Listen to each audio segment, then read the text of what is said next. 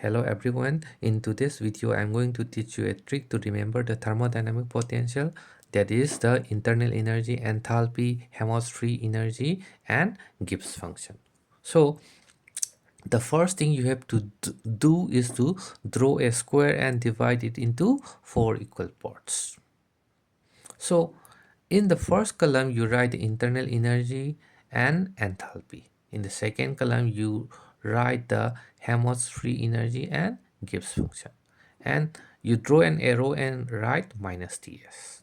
And in the vertical column you write plus Pb. So when you go along this direction you have to add minus Ts. And when you go along this direction you have to add plus Pb.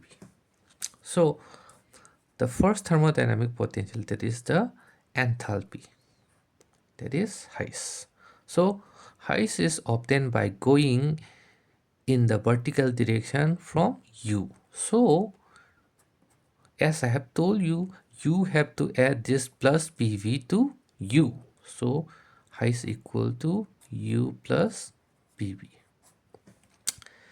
And the next thermodynamic potential, that is the Helmholtz free energy, which is represented by F. So this F is obtained by going in this direction. So you have to add this term minus Ts to U. So when you add this term minus Ts to U, you get F equal to U minus Ts. And the last function, that is the Gibbs free energy G. So Gibbs free energy G will be obtained by going in this direction, and after that by going in this direction. So when you go along this direction, I have told you that you have to add the term minus Ts. And when you go along this direction, you have to add the term plus Pb. So G equal to U minus Ts plus Pb. So this is the expression for Gibbs free energy. So we need to write this thermodynamic potential in the form of differential. So first of all, let us write the first thermodynamic potential, that is the internal energy. So du is equal to T ds minus P dv.